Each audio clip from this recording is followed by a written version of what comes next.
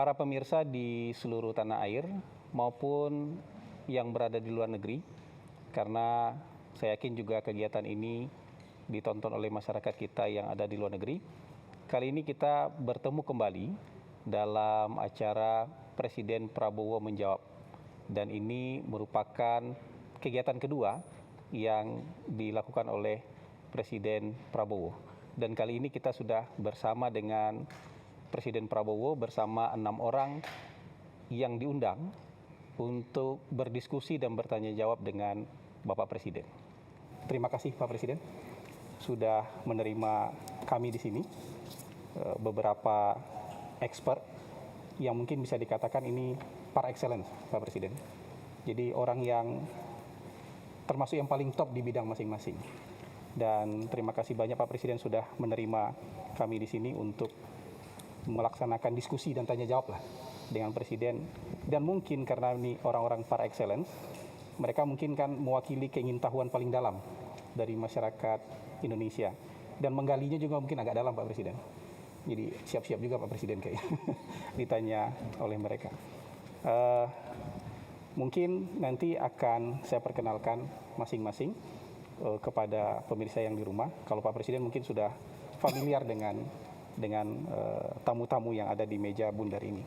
Oh ya, meja bundar ini meja bersejarah ini. Karena banyak sekali keputusan strategis di Republik yang lahir dari meja ini.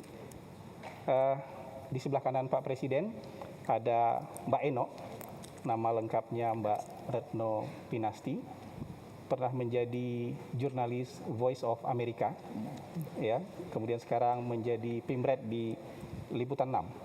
SCTV dan Indosiar. Nah, Pemret di SCTV dan Indosiar. Mbak Reno udah beberapa kali ke sini ya. Ini bukan kali pertama. Ya. Untuk tanya jawab dan diskusi dengan Presiden bukan kali pertama. Iya. Terima kasih. Di sebelah Mbak Reno ada, kita manggilnya Bang Celi, Bang Rizal Malarangeng. Jadi dulu Pak, waktu saya masih awal-awal lulus itu, berapa kali hadir ke acaranya Pak Bill Lidl, Indonesianis dari Ohio. Jadi kalau kita iseng-iseng nanya, siapa murid beliau paling pintar? Jawabannya nggak pernah geser Pak. Rizal Malarangeng. Jadi kalau kita sodorkan nama lain, nggak, tetap Rizal Malarangeng. Kemana sekarang? Politik masih di Columbus Pak. Masih sehat, 86 tahun. Iowa ya? Ohio State. Columbus, Ohio State University. Tempatnya JD Vance. JD Vance. Oh iya. Benar. Oke, Presiden. Oh iya. JD Vance. Dia orang Kentucky tapi sekolah di Columbus, Ohio. Kan tetanggaan. Oh, di Buckeyes. Ohio State University. Ohio State University, the largest state university in the Oh iya, US. Ohio State. Dan berikutnya, wah ini pendidikannya agak ngeri-ngeri sedap. Bang Bosman Mardiguwowi. Ternyata kuliahnya criminal mind, Pak. Oh ya? Kalau hati-hati. Di mana? Di mana sekolah? San Francisco State. San Francisco State. Iya, iya. Kriminologi. Criminal mind. Lebih advance lagi, criminal mind, forensic investigator. Oke. Itu apa ya? Psychology. Applied psychology. Oh, applied psychology. Jadi faculty of psychology kalau dia. Betul. Tadi saya bercanda sama beliau. San Francisco. Saya bercanda sama beliau. Penting, harusnya di KPK dia. Iya. Penting kuliah. Saya pikir Harus jadi konsultan khusus presiden. Nah, Yang aku heran, orang sudah kaya raya masih mau nyuri, itu heran saya. Jadi dia harus jelaskan. Harus dicek tuh mainnya kriminalnya seperti apa itu. izin Pak Presiden, Ya. saya lanjut.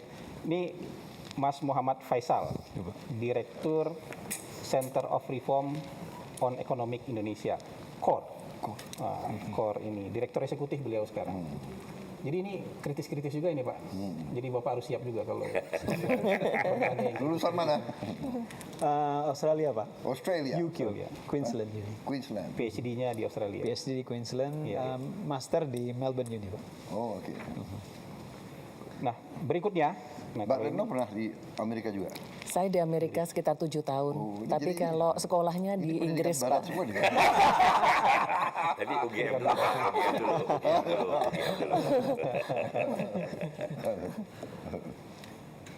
Pak Presiden, kalau ini pasti sudah sering lihat, tapi pemirsa, saya sebutkan aja nih Mbak Najwa Shihab, sudah sering juga pasti ke sini, ya, berdiskusi sampai malam dengan Pak Presiden.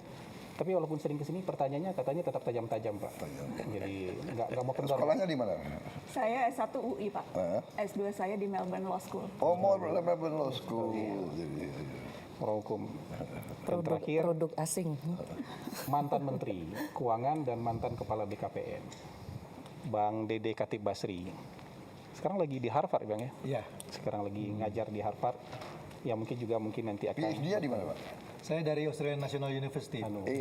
Oke. Jadi inilah Pak, orang-orang yang akan berdiskusi dengan Bapak, bertanya segala macam hal, mungkin nanti dari yang paling ringan dan sampai paling berat. Tapi Pak, saya juga pengen bertanya sama Bapak sebagai pembuka nanti. Supaya saya nggak kehilangan kesempatan bertanya juga Pak. Nanti Bapak pengen terima sama Bapak.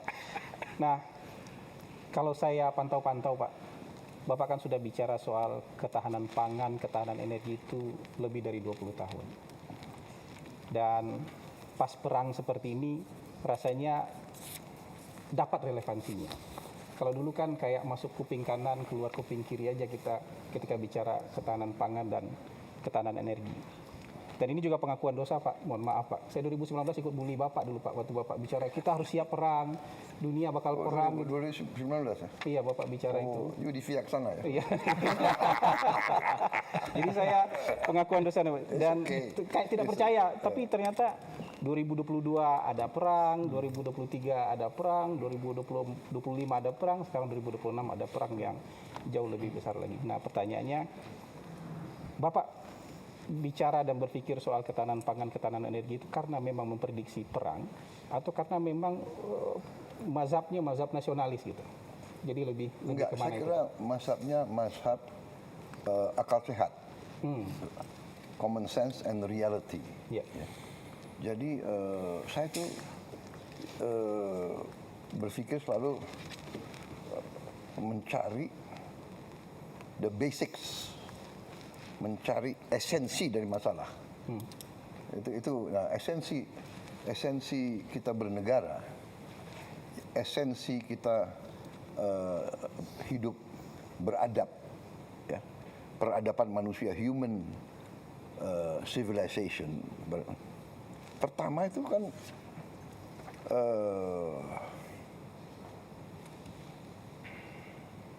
pangan, makan. It's a basic need. Kalau psikologi kan Maslow, basic need. Pertama, ya kan,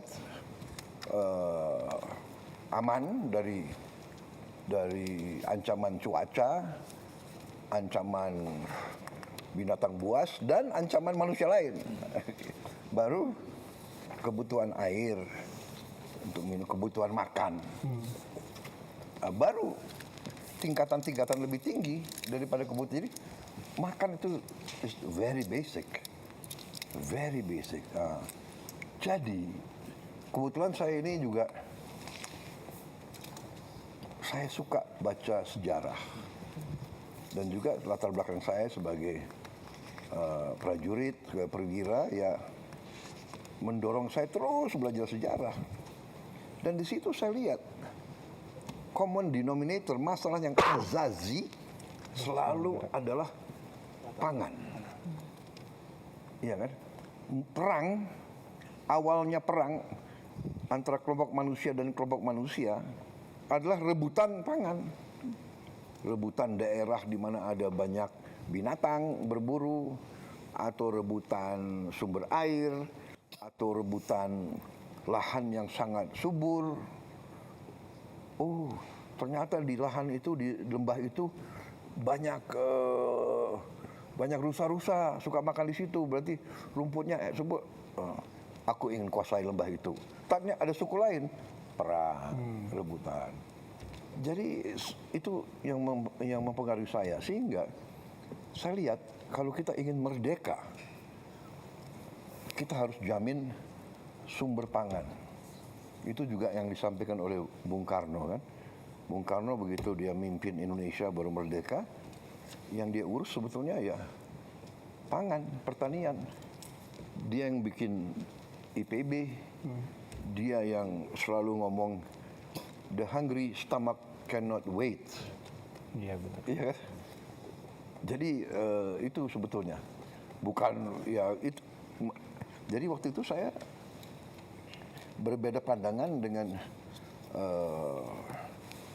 mazhab atau kelompok yang berpikir oh dengan globalisasi, efisiensi kita bisa belanja aja dari mana saja. Ternyata nggak bisa.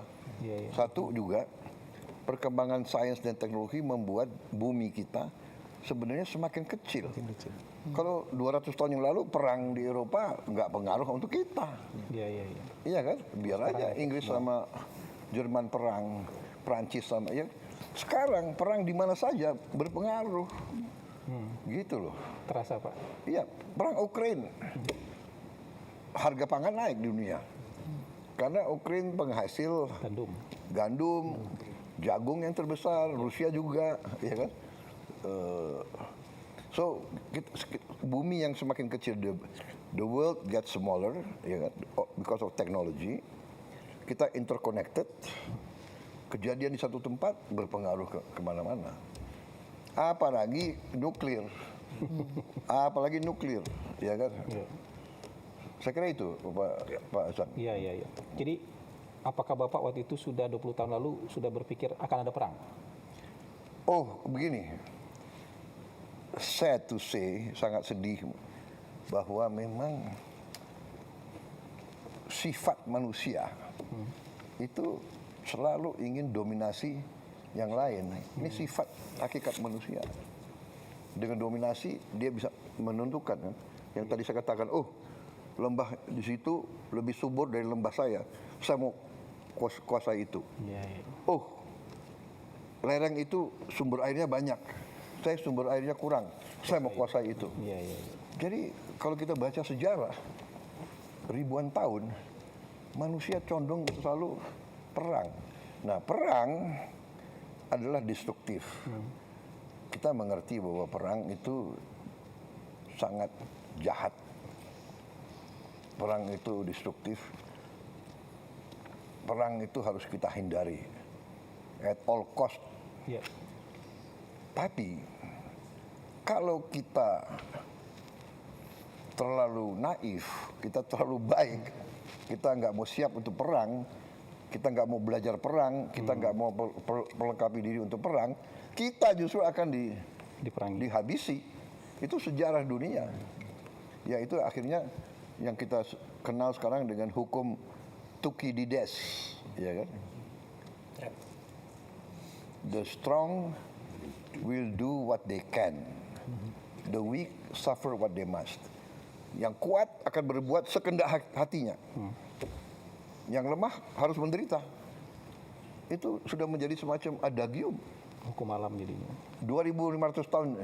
Si Thukydides ini ahli sejarah Yunani yang menulis buku 2500 tahun yang lalu. Dia cerita tentang perang antara Sparta dan Athena. Tapi itu pelajaran yang diajarkan di mana-mana. Iya. Kalau nggak salah itu salah satu wajib baca untuk hampir semua yang mau jadi jenderal di tentara-tentara maju. Belajar Thukydides. Iya, iya, iya. The strong will do what they can. Jadi ada lagi pelajaran ya dari ahli sejarah lagi, ahli sejarah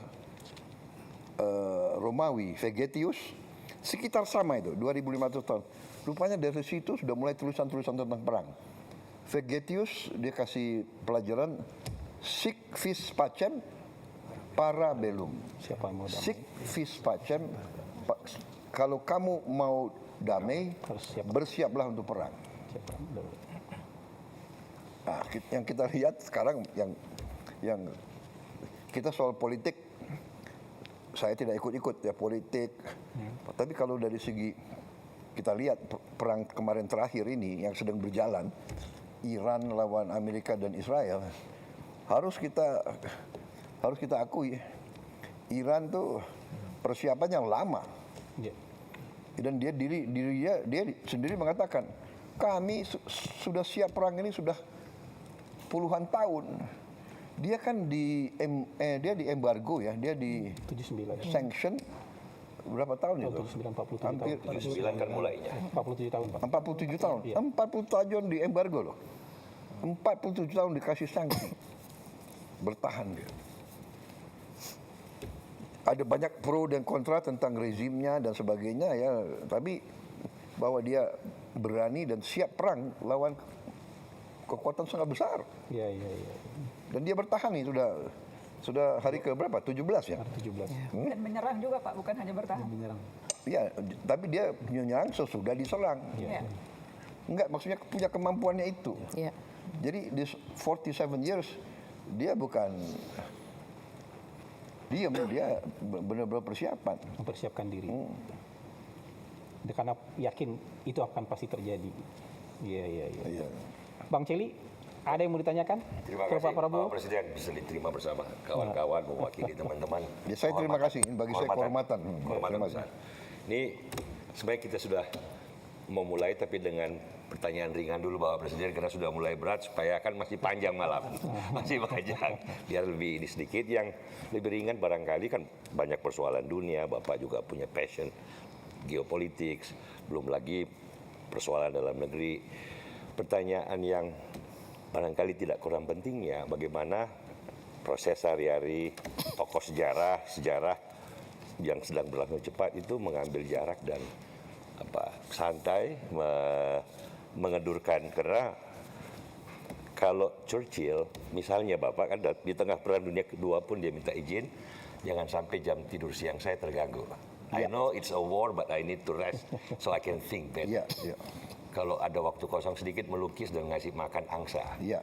Kalau Ronald Reagan tidur siang juga sama, Iya. baca komik dan menunggang kuda. Seorang Prabowo seperti apa Bapak dalam mengambil jarak dan Saya terus terang aja ya, saya anggap tidur itu penting. Tapi kalau saya teknik agak lain. Saya itu bisa tidur di mana saja. Di mana saja, kapan saja. Ya.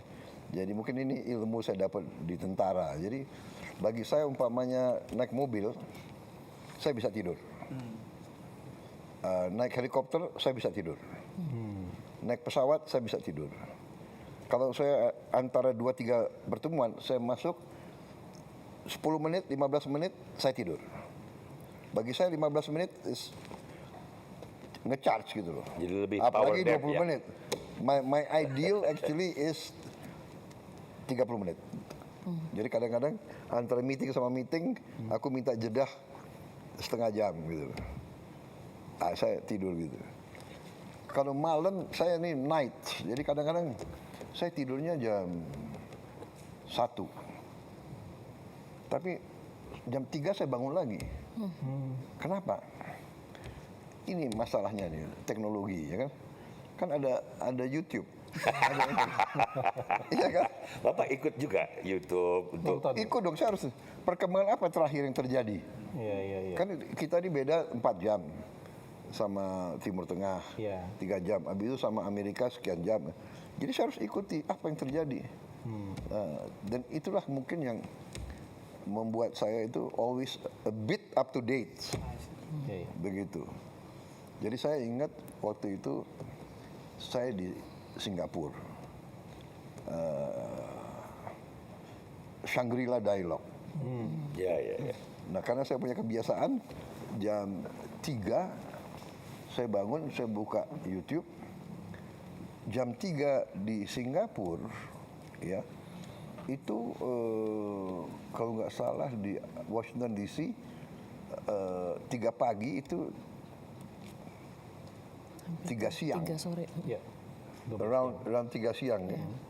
Di Washington. Di situ kalau nggak salah at that time Presiden Biden, Presiden Biden baru ngomong sesuatu gitu loh. Tentang kalau nggak salah Palestina atau apa.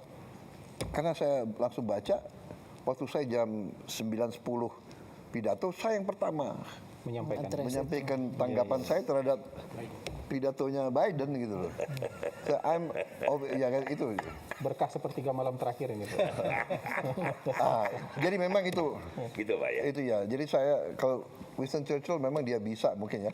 Karena tempo tahun 40-an, 50. Ya, betul, belum ada YouTube Pak. Iya, dan perkembangannya kan begitu. Iya. Tapi hebat dia memang benar. Saya kira benar. Jadi saya dulu waktu di tentara. Jadi begini. Ada fenomena dan kita sering diejek oleh bangsa-bangsa lain, terutama bangsa Barat. Bangsa Barat, bangsa kulit putih, anggap orang Indonesia, orang pribumi itu pemalas. Ini ada tulisan-tulisan mereka. Waktu kami turne, istilah mereka, turne ke desa-desa, kami selalu lihat pribumi itu tidur. Jam berapa dia turne? Dia turne jam 11, jam 12 siang. 12 siang, matahari di puncak. Siapa yang mau ke sawah ya, Pak? Ini bukan soal malas. Ini adalah kearifan dari nenek moyang kita. Kita diajarkan. Saya anak muda, saya di tentara diajarkan. Jam 12 berhenti kegiatan. Kita di tentara jam 12 berhenti kegiatan. Jam 11 kadang-kadang di semua asrama itu bendera hitam keluar. Ini puncak kepanasan. Kalau kita di luar heat stroke. Jadi kearifan nenek moyang kita, kalau kita kerja jam 11, jam 12, mati. Heat stroke. Jadi kalau si Belanda datang, orang pribumi tidur, ya ini menghindari itu. Tapi dia tidak lihat. Si pribumi itu jam 4 bangun, dia sudah kerja di sawah jam 5 pagi. Betul. Kan begitu. Baru istrinya bawa makan tuh jam 9, jam 10. Baru kembali, ya dia memang tidur siang. Tidur siang itu survival instinct. Strategi kebudayaan. Iya, survival instinct. Saya pernah kedatangan seorang, waktu saya udah keluar dari tentara, saya masuk bisnis, saya kedatangan ini.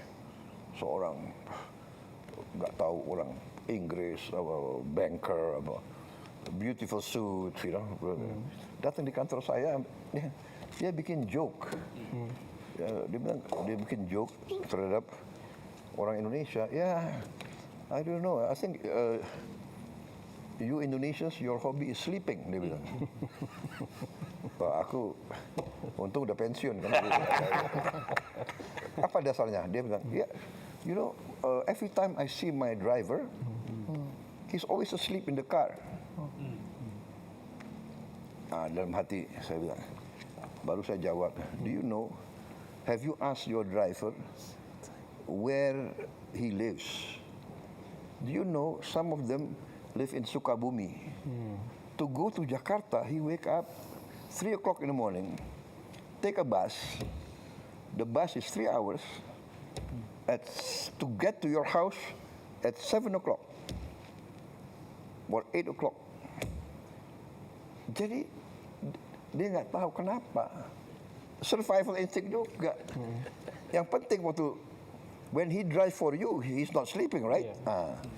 Jadi orang itu pinter. Ada kesempatan saya istirahat. Loh ini loh. Ya ini kadang-kadang dia nggak. Itu salah kalau cultural apa ya? Cultural arrogance. Adaptation kan. You live, everything is air conditioned, air conditioned car, air conditioned office, air conditioned hotel. Ya inilah. Jadi tapi tidur sangat penting. Siap. Untuk semua mereka yang diambil posisi kepemimpinan harus cukup tidur. Silakan. Mau jam 8, yang paling bagus saya dengar tidur harus jam 9. Saya dengar. Yang paling sehat jam 9, bangun jam 4, jam 5, jam 6. Tapi nggak bisa update berita tengah malam. Nggak tahu ini apa ya? Ini sudah biar news junkie. Iya kan? Iya, right? Kita ini sudah kena lah itu, benar nggak? What's happening? Katanya anak-anak muda sekarang Ya kan terlalu tergantung gadget ya. Iya, iya. Betul, sangat tergantung. Dan harus karena katanya ada detox gadget katanya. Iya. Ya. Ada Masuk ke penelitiannya, Pak. masuk kemana nggak boleh bawa gadget. Nggak boleh. Penelitiannya adalah misalnya di Amerika, Eropa sekarang, rata-rata 8 jam sehari mereka di exposed to Ke gadget. 8 hours a day. That's a long time in your life. 8 hours, iya. Saya kalau lihat, ikan itu saya punya staff lagi duduk, habis apa ini berjam-jam.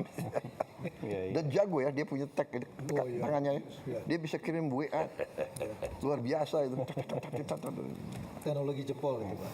Itu jempol. Bawa aja, Moderator bawa boleh generasi. tambah satu yang Mungkin nanti lebih serius atau ganti nanti dulu? kita Siap, Bang ya, siap, nanti kita siap, keliling. siap. Moderator Pak, harus Iya. ikut. Yang Ini Mbak Reno belum? iya, yang kedua Mbak Reno Iya. Bang rencana. Oke, oke, Bapak oke. ada feeling ternyata yang kedua emang. Udah dibocorin loh jangan-jangan. Jadi, memang dalam susunan ini saya nggak bohong Pak. Susunannya memang susunannya Mbak Eno. Nah sekarang kesempatan kedua kita kasih ke Mbak Eno untuk menyampaikan pertanyaan ke Pak Presiden. Baik. Silakan Mbak Eno. Mas Moderator, terima kasih. Iya. Pak Presiden juga terima kasih atas kesempatan diskusinya yang kesekian kali, sebuah kehormatan juga untuk saya. Waktu melihat pesertanya Pak, saya sudah terbayang ini pasti nanti topiknya akan banyak meng-highlight soal geopolitik dan soal ekonomi. Tapi itu saya serahkan Pak izin ke pakar-pakar yang hadir di sini. Justru saya ingin menyoroti pidato Bapak beberapa hari lalu Pak. Waktu ulang tahun Danantara yang pertama. Waktu itu Bapak, ini saya ada kutipannya, memberikan statement, jangan main-main lagi dengan saya. Laporan palsu, laporan menyenang-nyenangkan supaya bisa akal-akalan. Saya kasih peringatan keras ya. Nah, terkait ini, boleh kasih konteksnya Pak. Ini kira-kira laporan palsu ini terkait apa, oleh siapa, seberapa sering, dan kira-kira bagaimana Bapak bisa sadar bahwa selama ini Bapak ada beberapa data yang palsu ya dalam laporan yang Bapak terima. Karena gini Pak, kesalahan data itu dalam laporan akibatnya bisa fatal. Bisa salah prioritas, Bapak bisa salah alokasi sumber daya juga, apalagi Bapak kan pemimpin militer ya. Setidaknya dulu pernah menjadi pemimpin militer, dan dalam militer itu kalau salah data itu taruhannya nyawa Pak. Nah pertanyaan saya, apakah Bapak siap, benar-benar siap Pak, untuk menerima laporan yang tidak menyenangkan? Itu yang pertama. Kemudian saya pengen tahu juga upaya-upaya apa yang Bapak lakukan untuk meng-cross-check kebenaran laporan-laporan yang Bapak terima. Apakah Bapak misalnya mencari second opinion, atau Bapak mencoba mencari fakta di lapangan, mungkin Bapak sidak, atau Bapak mungkin melihat keluhan-keluhan masyarakat di sosmed, atau mungkin ada rencana atau sudah ada mungkin Bapak membuka saluran khusus untuk pengaduan dari masyarakat barangkali. Dan apakah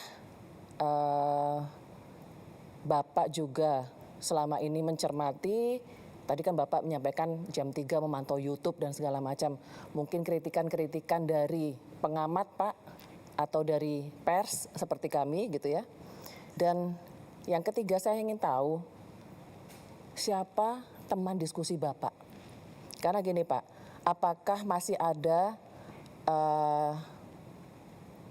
sosok-sosok non-birokrat ya Pak ya, yang selama ini menjadi teman diskusi Bapak, semacam West Wing lah katakan seperti itu. Apakah mungkin, saya nggak tahu apakah KSP masih menjalankan fungsi itu gitu ya, karena dalam pengambilan keputusan atau kebijakan biasanya untuk mematangkan itu perlu diskusi. Jadi saya ingin tahu siapa Pak yang memainkan peran devil's advocate selama ini untuk Bapak. Panjang ya Mas Moderator ya? 3 pertanyaan tadi ya. 3 ya, tapi satu topik ya. Baik, jadi kita ini, apalagi saya selalu katakan, saya sudah lama jadi orang Indonesia. Jadi budaya ABS ini, asal Bapak senang, asal Ibu senang, laporan palsu ini sudah membudaya. Saya kira di semua institusi.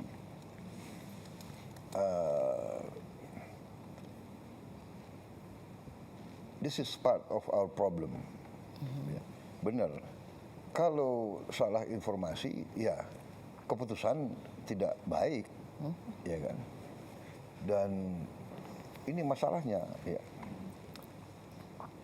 Sehingga kita harus punya mindset untuk waspada terhadap setiap laporan.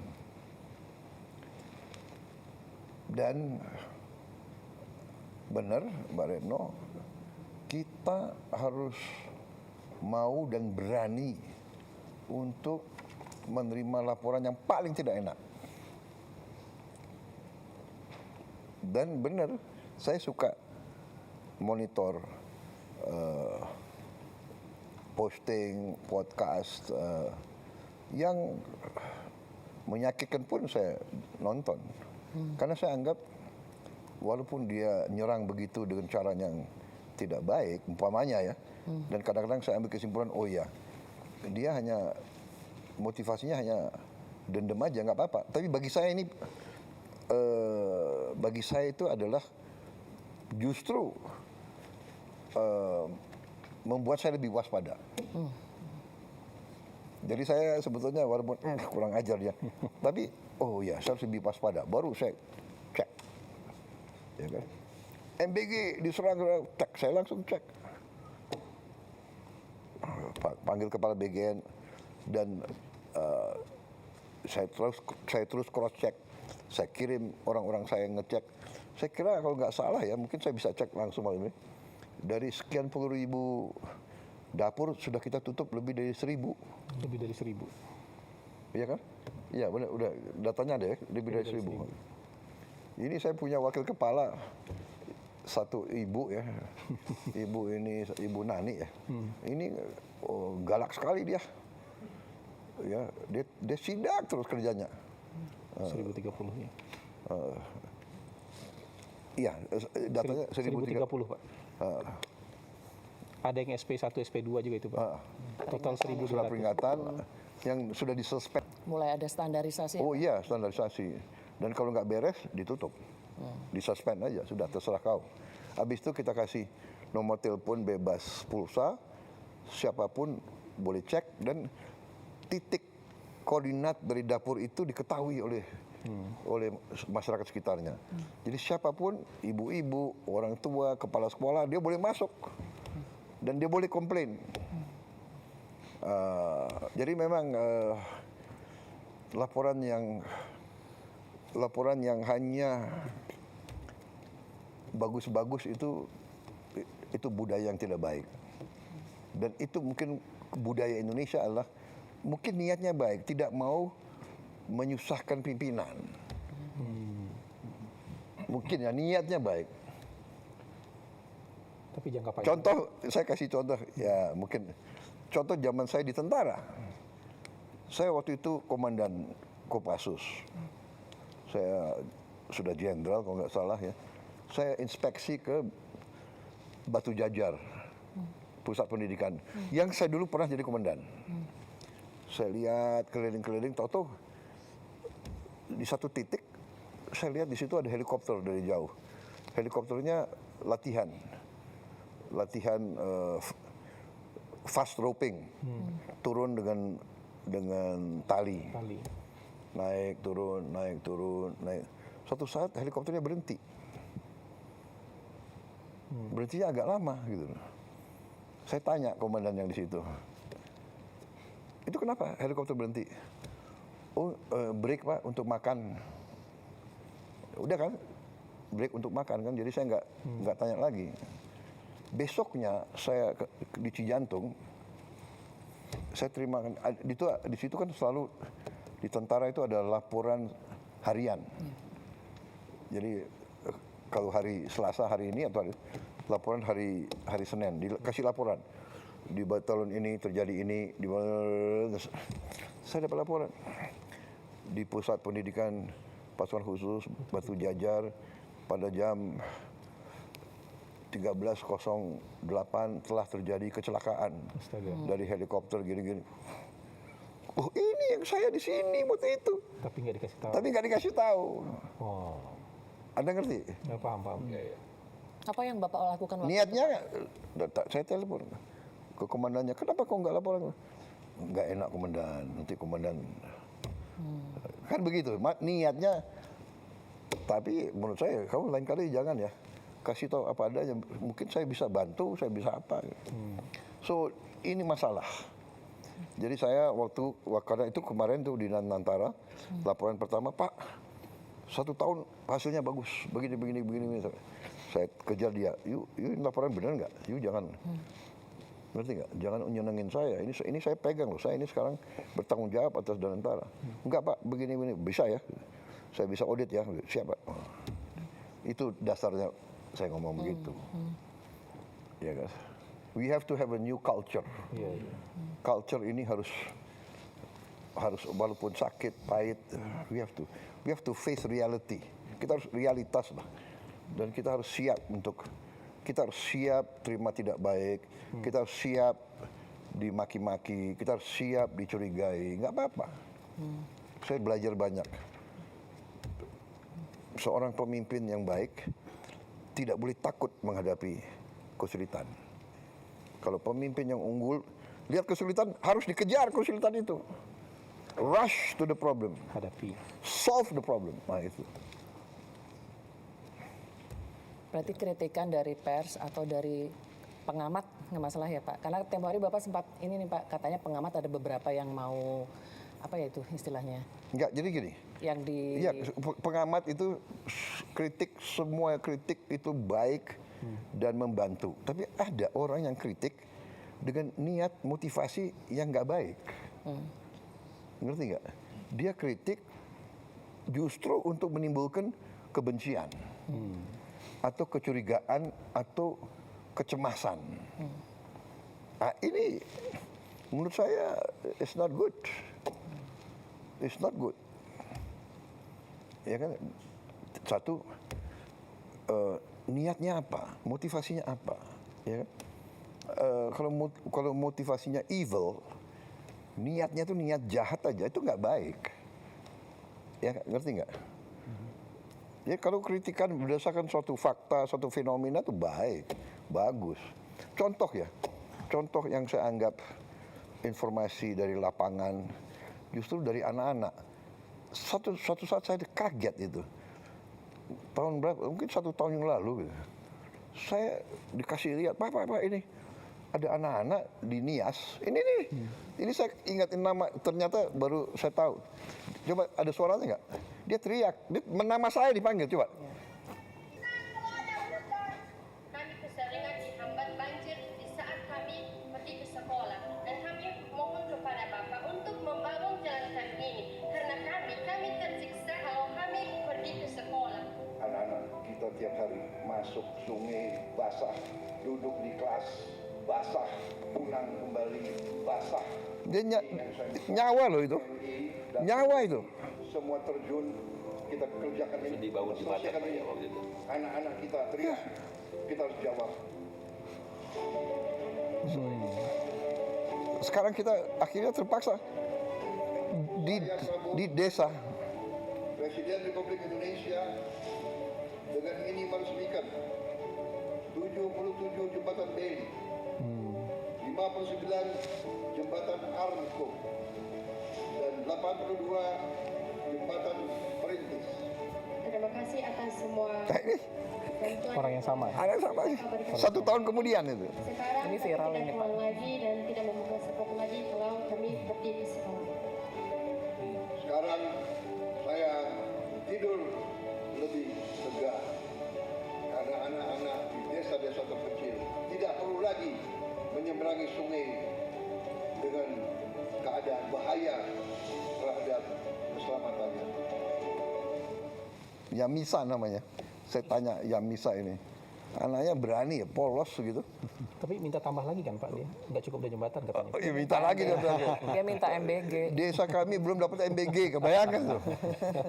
Ya tapi saya berani. Berapa jembatan? Dan yang saya sedih ya, kalau you dengar itu, saya bilang, Yamisa kelas berapa?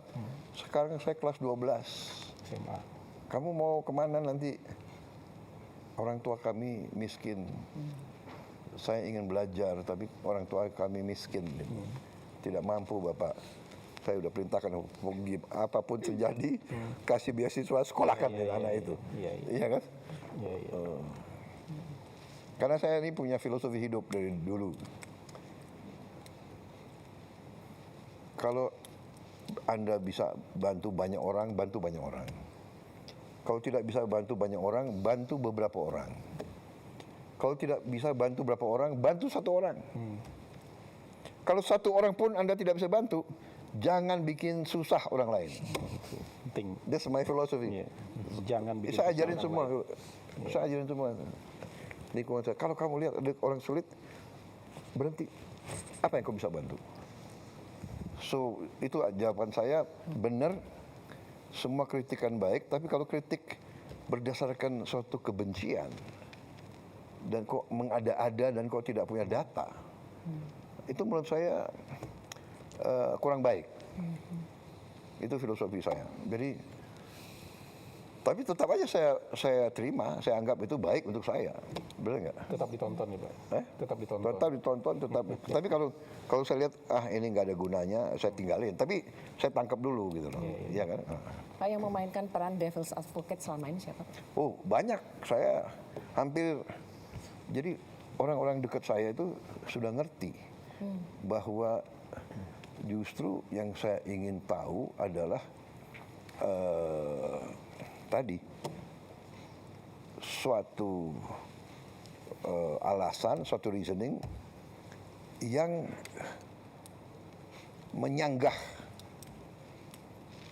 gagasan saya. Dan saya kira itu pendekatan yang benar. Kalau pemimpin kumpulin pendapat saya begini, itu rata-rata semua akan setuju. Tapi kalau saya mengatakan masalahnya apa, solusinya apa, kesulitannya ini, apa solusinya? Seperti jembatan, sebetulnya, maaf ya, dana desa sudah kita keluarkan ke desa. Dan jembatan-jembatan yang gantung itu harganya 300 juta, 400 juta, 500 juta.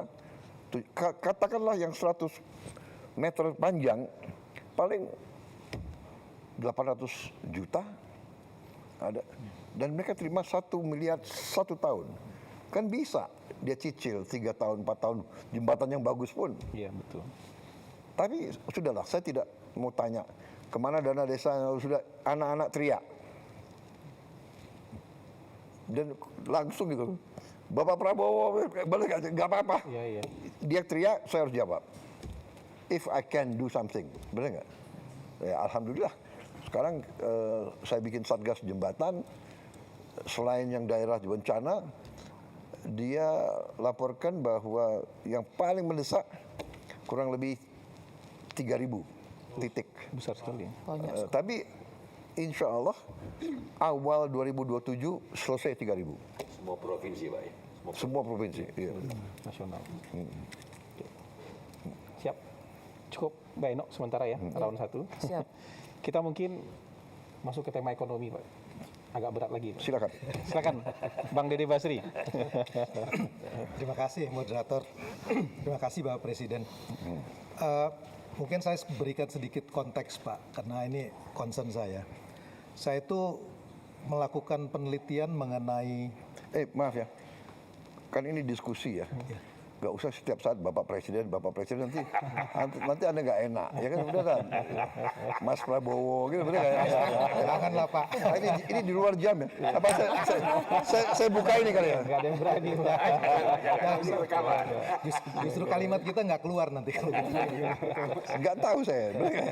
Kayaknya sekat gitu loh. Aku lebih senang itu anak itu Yamisa. Pak Prabowo. Dia nggak bilang Bapak Presiden kan? Hah? Kadang-kadang ya anak-anak itu lebih polos ya. Iya betul. Hah? Aku kadang terharu gitu. Betul. Kamu mau belajar apa? Saya sih mau studi Pak, mau jadi dokter. Tapi orang tua saya nggak mampu. Aduh. Saya udah kasih tahu staf saya. Pokoknya dia harus sekolah. Iya. Tidak boleh orang tua tidak mampu, anak yang nggak boleh. Itu apa ya motivasi saya itu. We have to create suatu bangsa Indonesia yang ya kan, anak orang paling miskin pun harus bisa sekolah. Sebenarnya itu Undang-Undang Dasar 45. Ya. Betul. Ya. Saya lanjutkan Pak ya. Ya. Jadi saya melakukan penelitian Pak mengenai social unrest Pak, unjuk rasa di berbagai negara di dunia. Kenapa dalam 25 tahun terakhir itu unjuk rasa frekuensinya makin banyak Pak. Temuan yang menarik itu adalah ada hubungan yang sangat kuat antara menyusutnya kelas menengah dengan unjuk rasa. Itu terjadi di Latin Amerika, di Southeast Asia, termasuk di Indonesia, Pak. Ya. Nah, data kita yang terakhir itu menunjukkan sepanjang 2019 sampai 2024, Ya. itu kelas menengahnya menyusut, Pak. Ya. Nah, kita kalau lihat dari angka pengangguran, betul angka pengangguran kita itu turun, Pak. Ya. Tetapi sekarang tingkat pengangguran tertinggi adalah mereka yang educated. Ya. Apakah itu tamatan universitas, SMA, SMK. Nah, ini problem baru nggak hanya unik di Indonesia, di seluruh dunia, Pak. Karena pertumbuhan ekonomi itu menciptakan lapangan kerja, tapi informal, Pak. 80% dari lapangan kerja yang tercipta tahun 2019 sampai 2024 itu informal, Pak. Dan upahnya itu sekitar $120 sebulan. Nah, Bapak bisa bayangkan, mereka terdidik, mereka muda, mereka punya informasi, YouTube segala macam.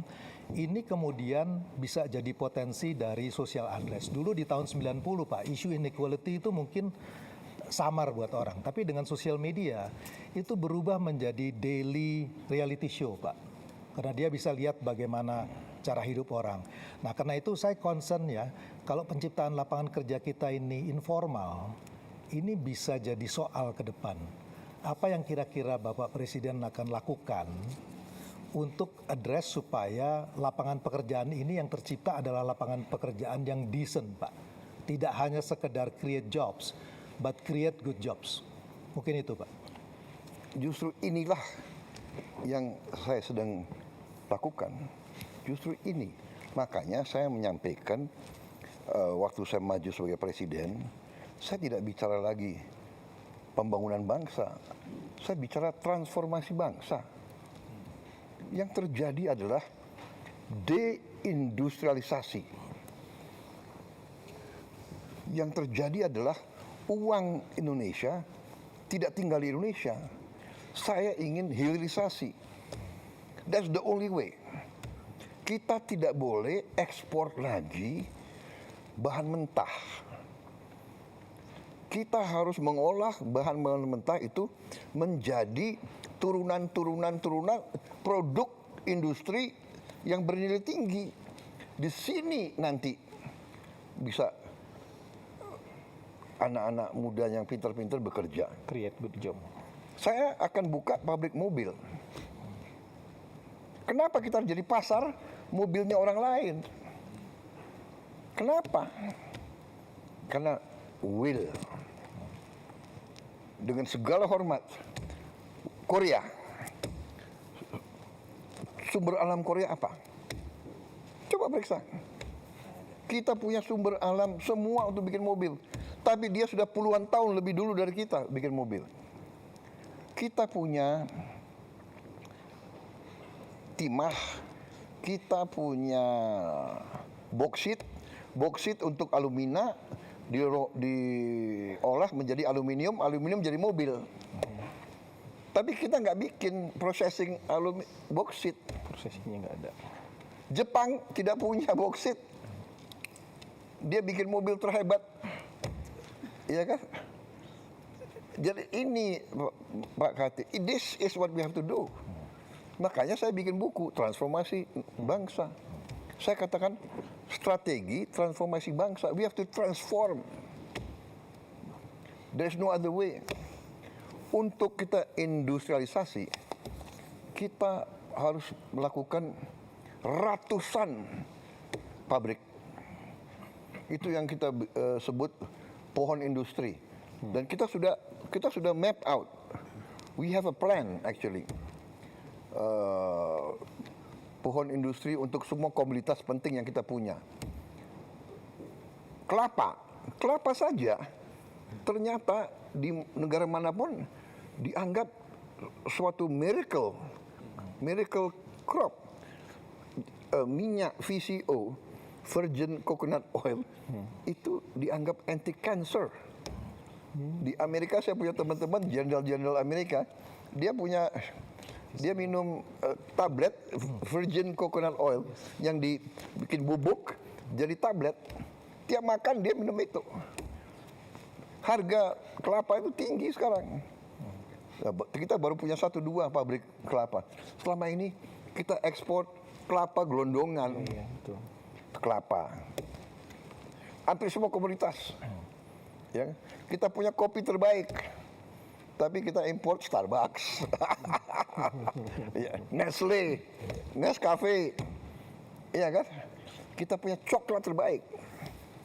Tapi kita import, kita makan KitKat, kita makan Cadbury, ya kan? This is what we have to do. Jadi justru ini jawabannya adalah industrialisasi. Yang sekarang ini is actually to win time. To win time. Win time adalah kita harus hilangkan kemiskinan. Bahwa kelas menengah turun, saya yang ungkapkan. Saya ungkapkan di mana-mana. Itu yang menohok saya. Saya tadi bangga juga 7 tahun pertumbuhan 5%. Tahu, loh, pertumbuhan tapi orang miskin tambah. Kelas menengah kurang kok. There's something wrong with the system. Yeah? So you're exactly correct. We have to industrialize. And now it's not even industrialization. Now it's science. STEM. Ya kan? Contoh, kita kekurangan 100, kalau tidak salah 120.000 sampai 140.000 dokter. 140.000 dokter kurang. Dan kita memproduksi, menggraduate tiap tahun paling 9.000 sampai 10.000 dokter tiap tahun. Top. Artinya kita harus 14 tahun nunggu baru terpenuhi. 14 tahun akhirnya yang tua-tua pensiun juga gitu loh. Jadi we will never, kalau kita nggak ambil tindakan drastis. Makanya rencananya saya mau bangun 10 universitas baru dengan 10 fakultas kedokteran baru dengan 10 research rumah sakit baru. Untuk mempercepat ini. Pak, saya boleh sedikit, Ya, Pak ya? ya. Problem dengan industri kita tuh competitiveness. Karena di sini, Pak, terus terang aja, uang nggak masalah, tapi masalah jadi uang, Pak. Jadi karena persoalannya di-create oleh birokrasinya begitu banyak. Bapak willing untuk lakuin deregulasi nggak, Pak, untuk itu, Pak? Oh, harus. Deregulasi harus. Saya sudah deregulasi gila-gilaan mungkin. Yuk tanya aja. Masalah pupuk ya. Masalah pupuk. Saya menemukan ada 145 peraturan.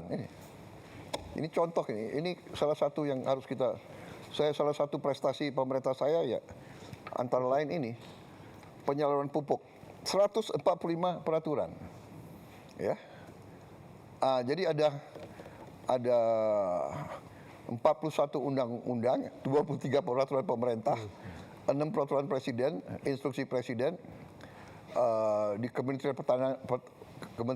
Pertanian ada 11 peraturan, Kemendak 6, pokoknya totalnya 145. Ya. Jadi dari pabrik yang miliknya negara sampai ke petani itu kalau tidak salah harus ada berapa belas tanda tangan. Gubernur harus tanda tangan. Pertama harus ada, kalau tidak salah harus ada 14 kementerian tanda tangan. Baru gubernur tanda tangan, baru bupati tanda tangan. Jadi ini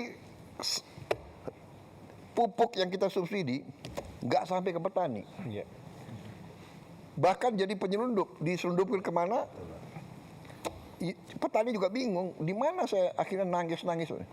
Kita hilangkan 145 peraturan dari pabrik langsung ke Gapoktan. Nggak usah pakai kartu-kartu, pakai KTP bisa beli. Surat sudah. Jadi deregulasi sangat penting. Ini semua dan akal-akalan nih, birokrasi ini akal-akalan. sudah kita kurangi undang-undang, kita sudah perbaiki undang-undang, kita perbaiki ini peraturan presiden, dia akan dia bikin lagi apa namanya peraturan teknis, pertek. Akal-akalan lagi nih Pak ini, aduh. Boleh klarifikasi Ya, satu nggak Bapak? Ini penting banget tadi. Satu aja klarifikasi ngikut. Tadi kan Bapak bilang industri mobil baru ya. Kan selama ini salah satu yang cukup berhasil industri mobilnya kan misalnya Toyota Kijang, Innova, itu kan komponen dalam negerinya lumayan banyak Bapak. Kan dibuat di Indonesia, Avanza bahkan kita ekspor. Apakah ini kita akan perkuat atau you are going to create something totally new? Ini kan sudah ada ya kan sejarahnya. gini ya, Toyota ini kan masih belum mau ke arah listrik. Oke, listrik Bapak ya? Listrik. Ekosistem baru. Ya. Nah, saya ingin total listrik. Kenapa? Dan saya ingin listriknya itu dari solar, dari matahari. Kenapa? Justru menghadapi ini. Kalau kita mau pakai mobil combustion engine, apa mobil bensin atau solar, masih tergantung lagi kita impor gitu loh. Jadi industri mobil dengan ekosistem baru ya, bukan yang Mobil sama motor. ya. Kita udah bikin simulasi. Waduh, savingsnya luar biasa. Ya. Jadi saya kalau strategi kita benar, will kita ada, insya Allah kita bisa hidupkan lagi industrialisasi. Ini berpikirnya nggak cuma Saya- 1-2 langkah ini. Bapak nggak mikir 1-2 langkah ini, mikirnya kalau 100 langkah ini. Enggak, saya tadi boleh 100 langkah, tapi intinya what is the basic problem? The root of the problem, apa akar masalahnya apa? Nah, ini yang kita atasi. Beliau oke, benar. Kita butuh good quality jobs for the educated.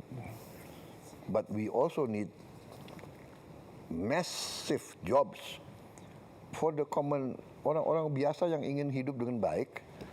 Kan itu yang harus kita juga. Jadi that's why kita terpaksa ya, menurut saya kita terpaksa multi front. Semua sektor harus kita kerjakan serentak. Memang berat, memang banyak orang mengejek kita. Indonesia nggak mungkin berhasil, tapi saya optimis, saya yakin kita akan berhasil. Itu bedanya itu. Kalau kita yakin berhasil, insya Allah berhasil. Nah, itu pengalaman saya gitu, ya kan? Tapi everything berdasarkan realita, ya kan? Fakta. Realita. Kalau kita nggak punya apa-apa, kita punya semua kok. Masalahnya kita tidak mampu manage, itu aja. Sekarang kita harus ubah. Makanya tadi itu salah satu ya, semua permainan-permainan yang tidak benar harus kita tinggalkan. Ya. Ekonomi lagi Pak, Silakan. Mas Faisal. Mau bicara apa? Mau bicara seni pun boleh. Ekonomi dulu. Mau bicara sepak bola, aku paling suka. Iya. Mas Faisal, silakan Mas Terima Faisal. kasih Bang Moderator. Terima kasih Pak Presiden, Pak Prabowo. Ini pertama kali saya diundang ke sini berdialog langsung dengan Bapak. Sebetulnya tadi ketika Pak Prabowo menyebut masalah industrialisasi dan hilirisasi, sebetulnya saya mau bertanya soal itu karena kami di KOR banyak sekali melakukan kajian kaitannya dengan industri, termasuk EV tadi dan juga ke daerah-daerah smelter, Pak. Tapi sepertinya untuk yang round pertama ini saya ingin menanyakan tentang yang sedang hangat dibicarakan sekarang. Jadi dampak daripada perang terhadap ekonomi domestik kita, Pak. Kita tahu harga minyaknya kan sudah sempat beberapa kali menyentuh $100 per barel. Rupiah juga sudah sempat menyentuh 17.000 per US dollar.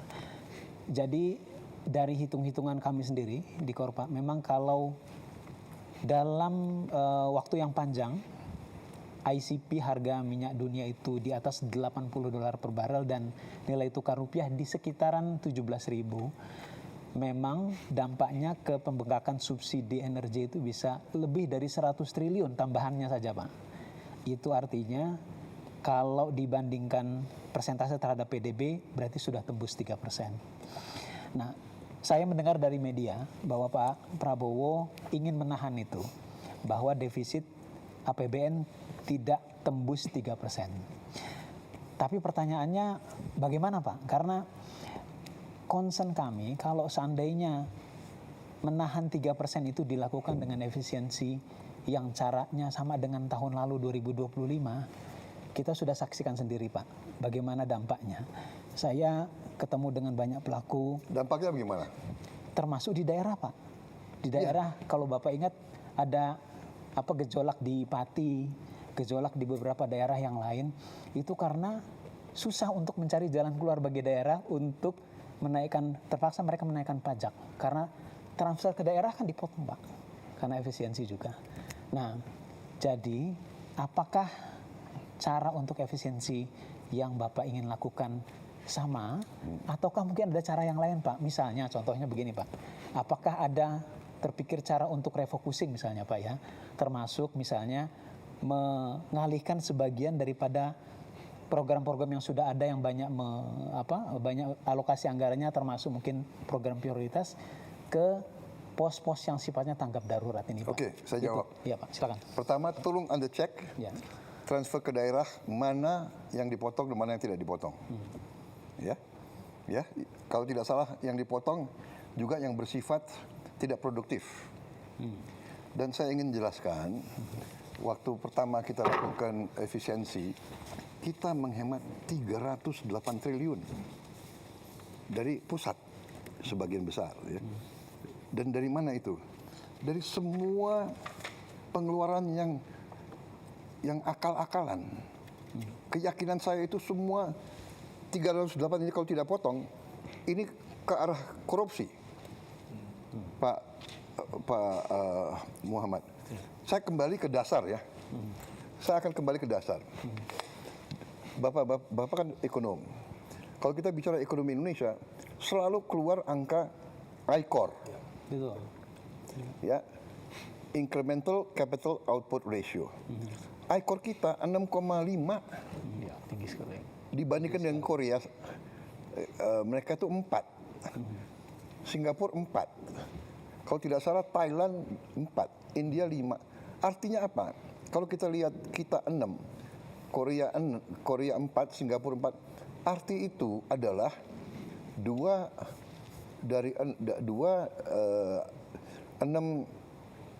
per 6 kan 2/3. Ya. Jadi kita ini kalau angka itu artinya kita 30% lebih tidak efisien dari Thailand, Malaysia, Filipina apalagi, Vietnam apalagi. Vietnam 3,6, Filipina, saya mau tanya. 2 kali lipat tidak Ya, efisien. saya mau tanya ya, Pak Muhammad. Kita bedanya apa sama orang Filipina? Kita rasnya apa? Apa kita lebih bodoh?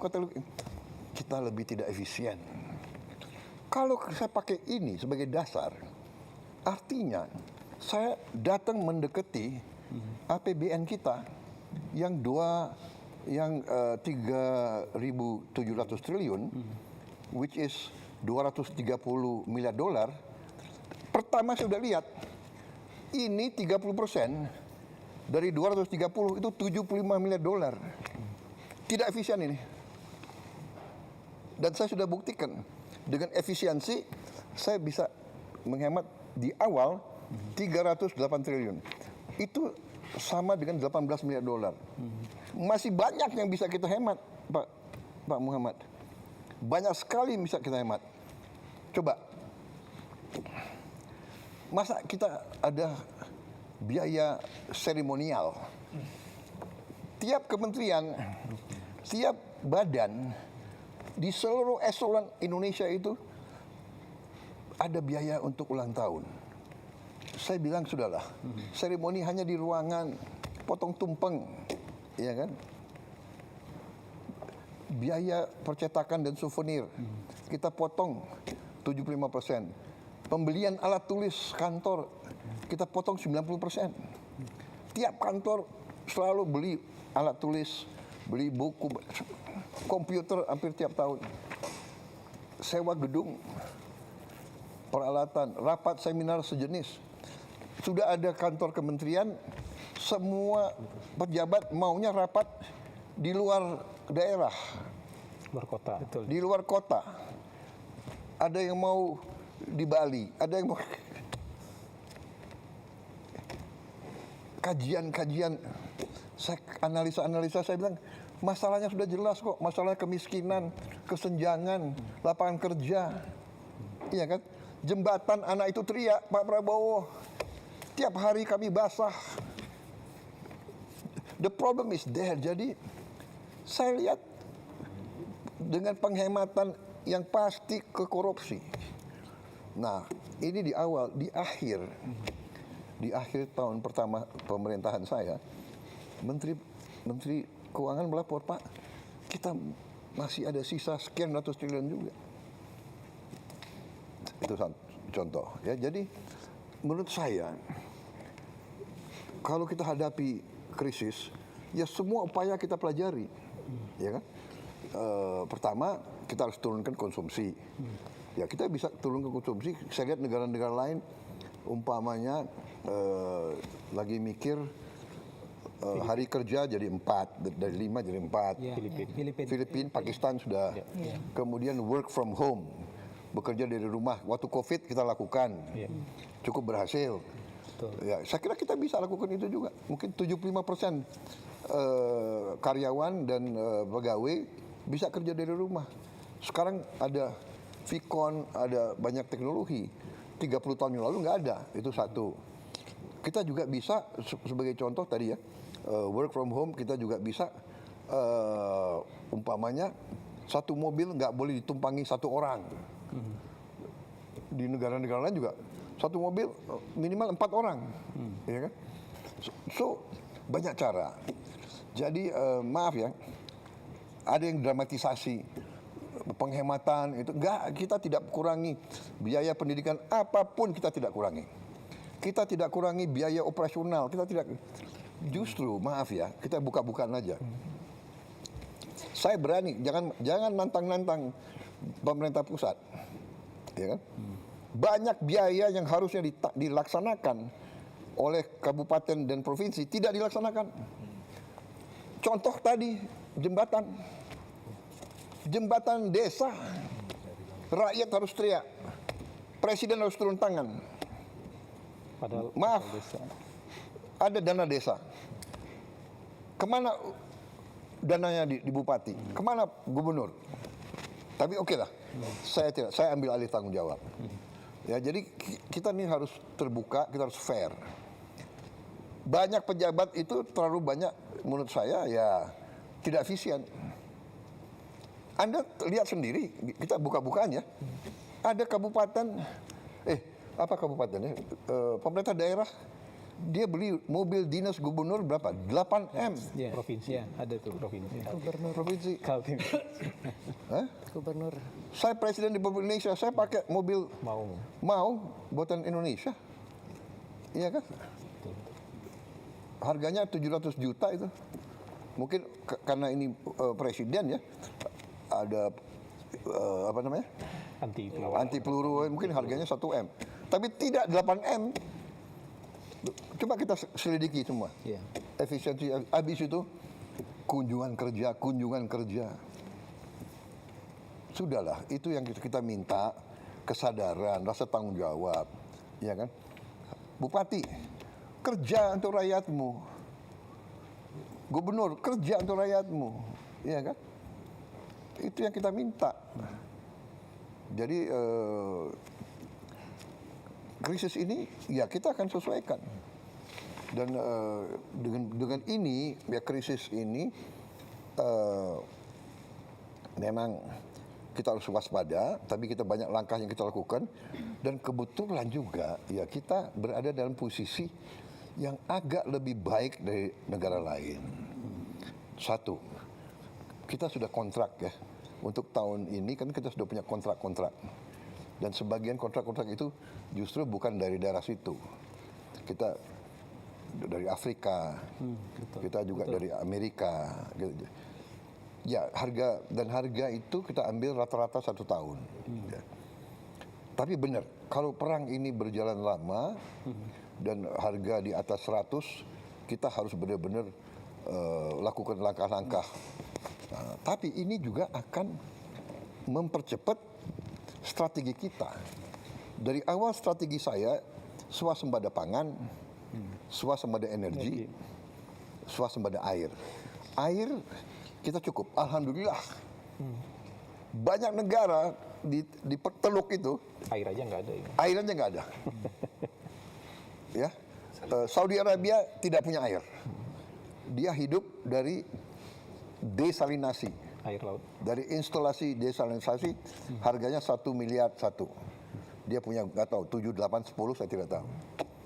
Tapi kalau musuh dia lawan dia Ngebom. menghancurkan itu 7, 8 dia Ada air. dia very bad trouble. Bahrain, Qatar, UAE sama juga. Tidak ada air. Even Iran air susah. Kita tinggal air kita manage. Kadang-kadang kelebihan air. Iya kan? Karena kita tidak mau kita sebetulnya ya sudah ribuan tahun tahu kok kalau hujan pasti banjir. Iya, iya. Tapi kita ya kan ini kita harus bangun sekarang ya. Kita harus waspada, kita semua eselon. Alam yang begitu baik dari Yang Maha Kuasa, jangan kita santai everything. Kita harus bangun. We have to be tough. Jadi ini wake up call. Tapi ini akselerasi. Jadi saya berniat, saya sudah kasih keputusan politik dalam waktu yang sesingkat-singkatnya, paling lambat 2 tahun kalau bisa, kita harus punya tenaga surya 100 gigawatt. 100 gigawatt. Iya. Nah, kita sekarang sudah bisa produksi sekitar kalau tidak salah ya 11 gigawatt dari dalam negeri saat ini. Kita masih punya pembangkit listrik tenaga diesel sebesar 13 gigawatt. Jadi ini harus kita tutup. Tidak boleh lagi ada listrik dari diesel, terlalu mahal. Jadi kita saya kira dalam waktu dekat 13 gigawatt bisa kita adakan.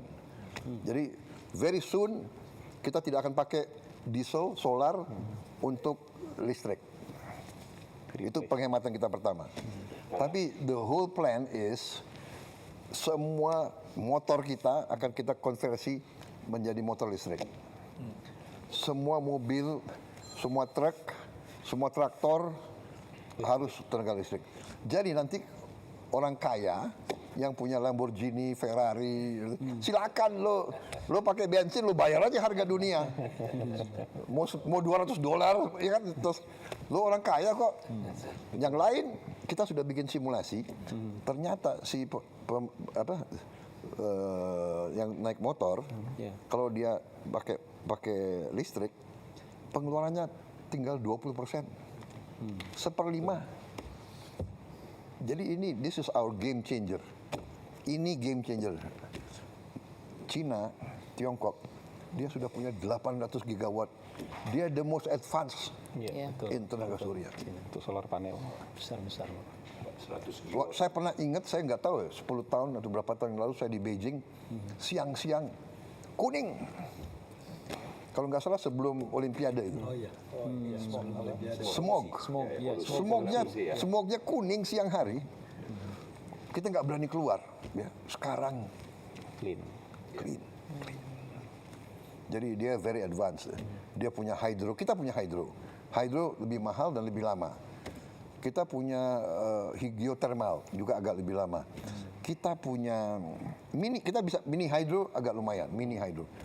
Tapi kita punya kalau tenaga surya itu bisa cepat dan yang kita punya keunggulan, maaf, saya diejek kan, ini presiden sawit. Ya, saya bangga, saya jadi presiden negara yang penghasil kelapa sawit terbesar. Dari kelapa sawit kita bisa menghasilkan solar. Bensin juga bisa. Dari kelapa sawit bisa bensin juga. Aftur juga bisa. Aftur dari kelapa sawit. Jadi we are in a better position than many countries. Tapi benar, 1 tahun ini kita harus benar-benar waspada. Ya mau tidak mau kita harus semua merasakan, kita harus kurangi konsumsi BBM. Ya, tapi ya kita harus siap kemungkinan paling jelek karena Ya Iran kan dia mau bela diri. Cara dia bela diri ya dia harus tutup Hormuz. Iya kan? Dan dia harus membuat istilahnya negara yang nyerang dia menyesal. Dan target dia ya, BBM crude oil $200. Dia ngomong begitu kok. Tapi sekarang berkisar naik turun ya. 100 lah kira-kira. 100, 110, 112. Karena juga masih banyak sumber lain gitu. Ya kan, masih. Tapi still bagi kita berat kalau memang benar. Kalau di atas, kalau pakar-pakar yang tim saya mengatakan kalau di atas 90, 95 itu berat bagi kita. Ya. Kan sudah 3 perang teluk Pak. Yang pertama, kedua kan yang 91 dan 2003 nggak terlalu berdampak. Yang paling berdampak embargo OPEC Pak, 73 ke 74. 3 kali lipat dalam setahun, 300%. Dan itu long lasting. Kita dapat bonansa kan net ekspor. Dan ingat ya kita punya batu bara yang masih banyak. Buat listrik. Batu bara untuk listrik itu paling murah sebetulnya. Batu bara lebih murah tapi tenaga secara lingkungan buruk Pak. Hah? Batu bara secara lingkungan buruk. Lingkungan buruk. Tapi namanya krisis kan. Iya. Mbak Nana kayaknya giliran mau nanya. Silakan. Udah langsung nyambar itu. Iya, sebetulnya saya masih ingin menyambung dari Bang Faisal, tapi saya pindah haluan dulu Pak. Iya. Baru kemudian nanti mungkin kita bisa kembali. Bukan ekonomi, tapi isu yang juga luar biasa penting Pak. Aktivis kontras Pak, bernama Andri Yunus. Disiram air keras, mengalami luka serius. Luka bakar hampir 20%. Kornea matanya sebelah kanan juga rusak. Kapolri sudah mengatakan mendapatkan instruksi langsung dari Pak Presiden untuk mengusut kasus ini. Dan saya juga ingin mengutip Menteri Koordinator Hukum, Menteri Bapak Pak Yusril, Komnas HAM, Komisi 3 DPR, semuanya menilai ini bukan sekedar tindak kriminal Pak Presiden, tetapi ini serangan terhadap demokrasi, serangan terhadap pembela HAM. Saya ingin tahu posisi Bapak, apakah setuju dengan penilaian itu Pak? Ya pastilah. Ini terorisme. Iya kan? Tindakan biadab harus kita kejar, harus kita usut. Harus kita usut. Sampai ke bukan hanya pelaku lapangan, tapi apakah siapa yang nyuruh, siapa yang nyuruh, siapa yang bayar. Termasuk apabila ternyata yang melakukan itu aparat negara Pak? Ya jelas dong. Yang berseragam? Tidak akan dilindungi, tidak akan ada impunitas? Tidak akan. Bapak menjamin itu Pak? Saya menjamin. Tapi sebaliknya, kalau ini provokator, yang bukan dari pemerintah, bukan dari aparat, jelas kita harus usut kok. Ya. Pola yang terjadi selama ini, kasus-kasus teror itu berulang dan tidak pernah terungkap sampai yang memberikan perintah. Sebatas di pelaku lapangan. Spesifik Pak, saya mau menyebutkan. Ini yang terjadi selama setahun terakhir Pak. Ada yang tadi Bapak sebutkan wartawan Tempo, Francisca Kristi Rosana, ada Tio Ardianto, ada Ramon Doni Adam, ada Firindian Aurelio, ada Sheryl Anavita, ada Iqbal Damanik, ada Zainal Arifin Mohtar. Latar belakang mereka Pak Presiden semuanya beragam, tetapi kesamaannya adalah semuanya kritis menyampaikan pandangan di muka publik. Apakah Bapak bisa memahami ada kekhawatiran yang muncul bahwa ruang aman untuk bersuara menjadi semakin menyempit, Pak? Anda merasakan? Apakah dibandingkan dengan banyak negara, apa kita batasi nggak? Ada yang merasakan, coba lihat, kita batasi nggak? TikTok, fake news, hoax, kebohongan yang disiarkan tiap hari. Coba Anda lihat, coba bandingkan sama negara lain.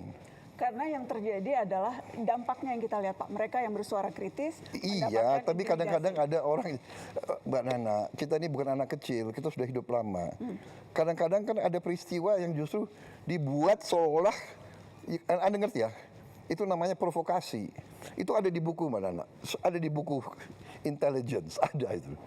Itu namanya false flag operation. Iya kan? Melakukan aksi teror seolah yang lakukan orang Palestina, tapi yang lakukan bukan orang Palestina, yang lakukan Mossad, itu terjadi. Sebetulnya Anda paham ya? Iya. Jadi sama juga ini. Ini mau mengarah bahwa rezim kita otoriter. Sebetulnya Iya kan? spekulasi-spekulasi itu muncul karena ketidakadaan jawaban Pak Presiden. Jadi kerap kali kasus-kasus yang terjadi ini berhenti begitu saja, tidak terselesaikan. Sehingga kemudian muncullah begitu persepsi publik bahwa wah kalau ini tidak selesai berarti ini ada unsur negara yang bermain dan sebagainya. Karena, saya karena tidak ada jawaban maka kemudian saya ingin menjamin, saya ingin membangun Indonesia yang beradab, ya. Itu cita-cita saya. Saya ingin membangun pemerintah yang bersih. Saya ingin punya polisi yang bersih, jaksa yang bersih, intelligence yang bersih. Anda tahu, saya mau tanya sekali lagi ya, saya ini korban juga. Tapi saya itu berpikir yang besar. Concern rakyat, pangan, energi, benar nggak? Dengan perang, harga pangan bisa naik. Tapi saya mau tanya, ini bulan Ramadan, harga pangan terkendali atau tidak? You know, I think we are doing a good job. Jadi percayalah, saya tidak akan mengizinkan hal-hal seperti itu terjadi. itu yang ingin kami dengar Pak. Iya. Percayalah, saya dipilih oleh rakyat untuk membela rakyat. Tapi kita waspada. Saya minta diusut benar. Ya. Diusut sampai aktornya. Iya, sampai aktornya. Saya rasa pernyataan Pak Presiden sudah boleh soal yang itu ya. Dan berarti Bapak tadi bicara secara tegas tidak boleh ada warga yang diintimidasi, yang diteror karena mengkritik pemerintah. Tidak boleh. Jaminan langsung dari Presiden Republik Indonesia. Kalau wewenang ada, itu saya lakukan. Iya. Bapak, apakah memberikan tenggat waktu ke Kapolri Pak untuk pengusutan kasus ini? Ya, saya ini orang realistis dan saya orang yang adil. Dari segi kapasitas, kita biarkanlah mereka bekerja. Ya. Tapi tidak hanya Polri, banyak lembaga lain juga harus bekerja. Ya. Lembaga lain penegak hukum juga yang di luar penegak kepolisian. hukum, ya kan? Apakah Bapak terbuka dengan ide membentuk tim independen untuk membackup ini, Pak? Kita bisa pertimbangkan. Asal independen ya. Independen. Ya, jangan semua LSM yang sudah a priori benci sama pemerintah yang dapat uang dari luar negeri, ya kan? Ya kan? Kalau Anda mau bicara apa adanya, saya juga bicara apa adanya, gitu. Iya kan? Tapi yang jelas malam ini kami sudah mendengarkan langsung statement dari Presiden. Presiden sangat bold. Begini, Tegas soal saya hal itu ingin karena- menegakkan hukum. Saya ingin menegakkan hukum. Bagaimana kita tegakkan hukum kalau kita biarkan seperti ini? Kalau itu dari aparat. Dan saya ingin kasih tahu bahwa memang aparat kita ya banyak kekurangannya. Kita menemukan deep state, kita menemukan ada dirjen-dirjen yang berani ngelawan menteri. Akhirnya kita pecat kan, banyak sekali dirjen-dirjen.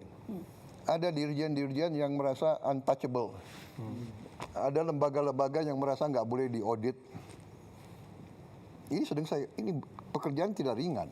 Tapi kan saya tidak mau sedikit-sedikit mengeluh atau sedikit-sedikit mencari simpati rakyat. Ya ini pekerjaan saya dilantik untuk itu, saya bersihkan.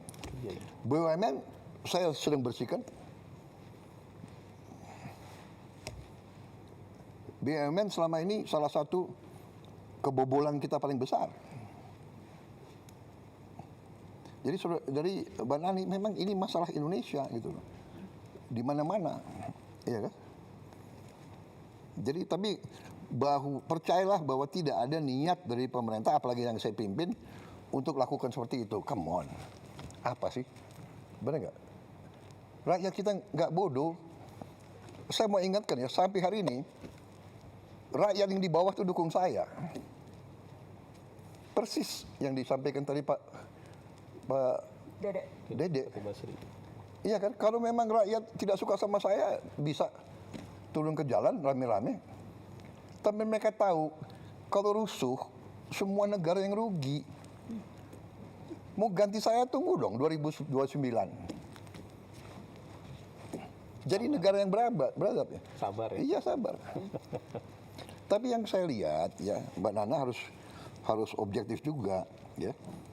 Sebagai seorang tokoh, bahwa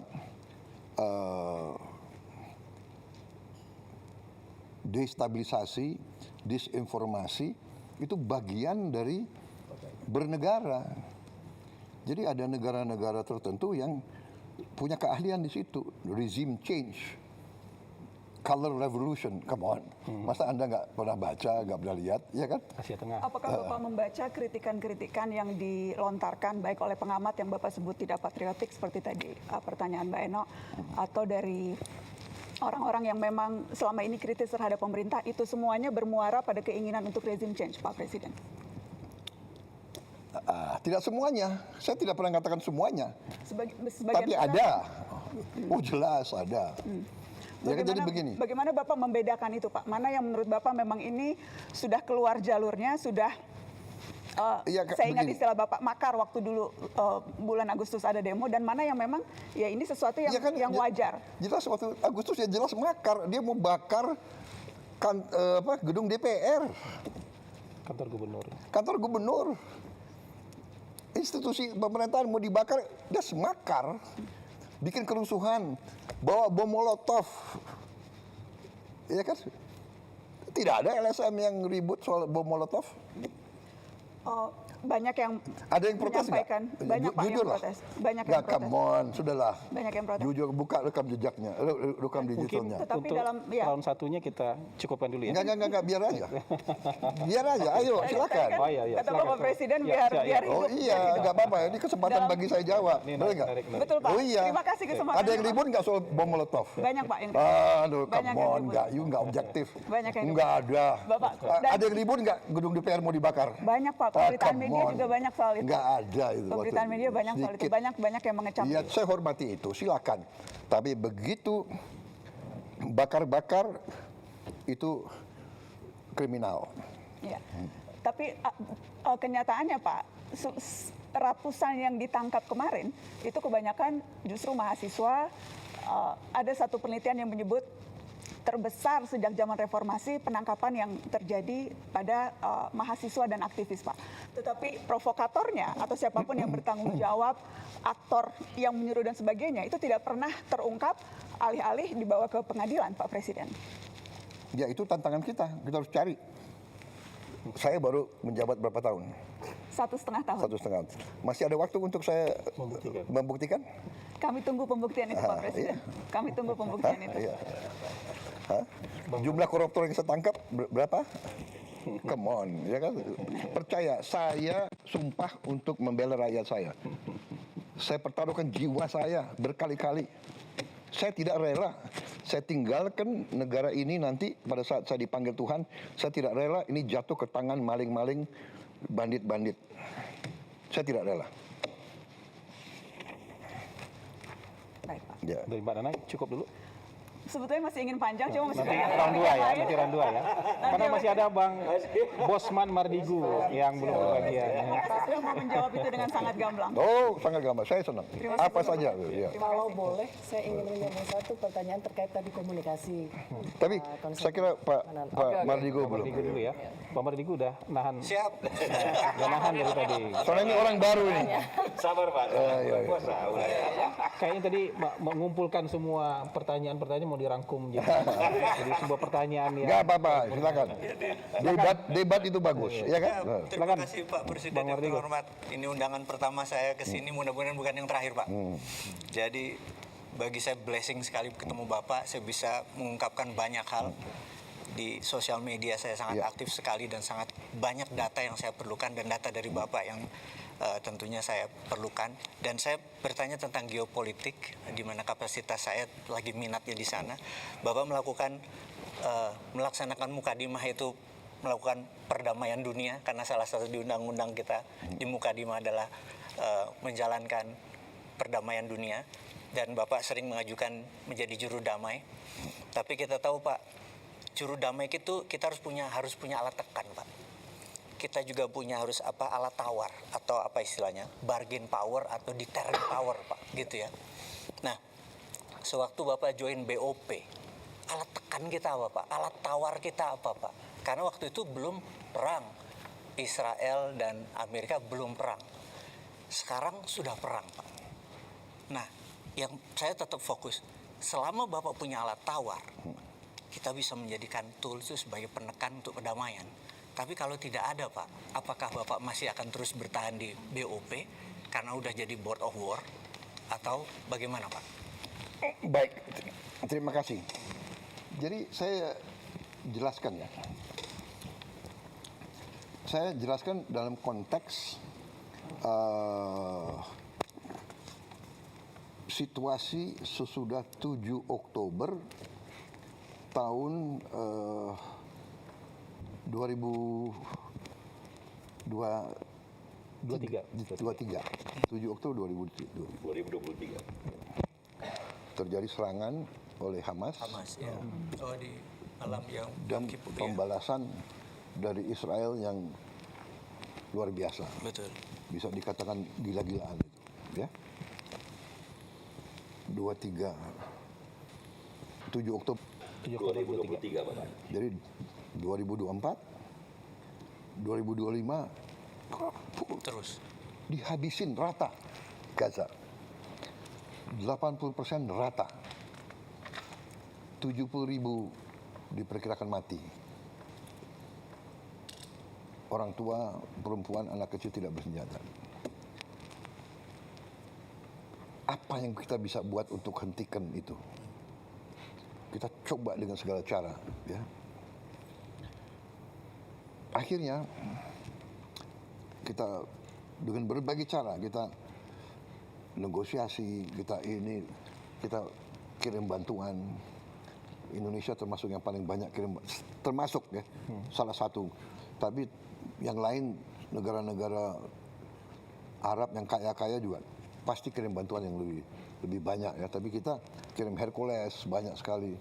3 Hercules pasal kita kirim kapal rumah sakit 2. Nah, di situ negara-negara Arab dan yang berurusan itu akhirnya kan sebagian dari mereka punya hubungan baik sama Presiden Trump Amerika. Mereka semua mendesak Amerika. Tolonglah hentikan penghancuran Gaza ini. Dan saya di berbagai forum saya juga mengatakan bahwa di sini adalah the moral decline of the West.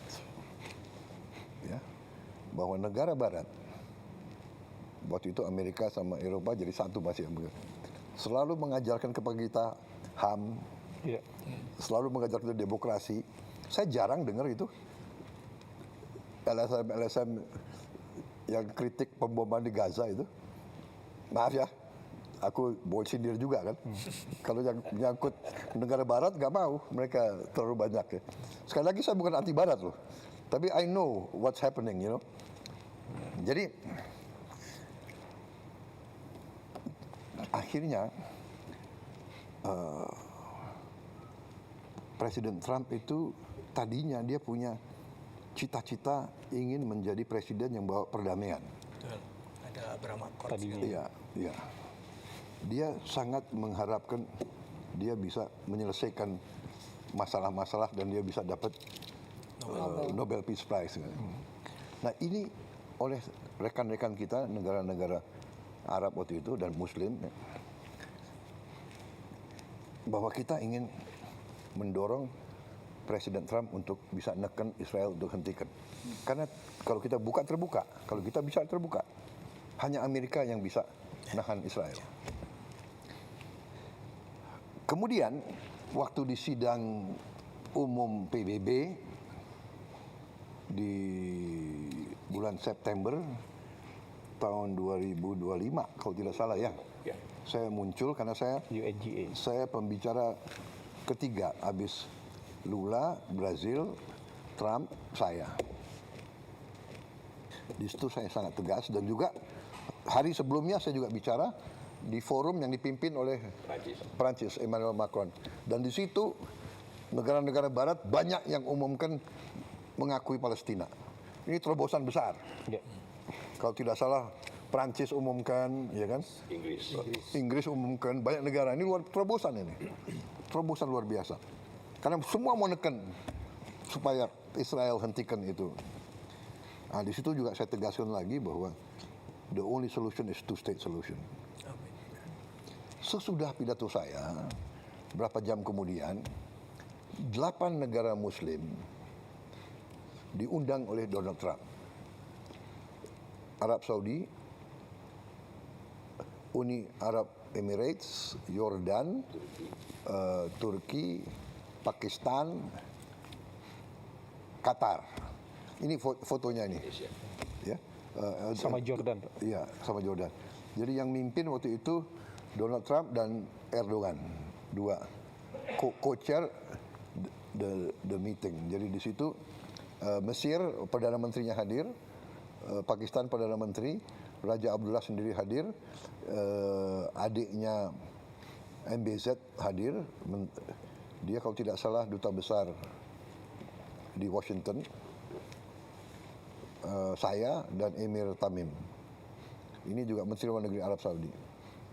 Di situ dia minta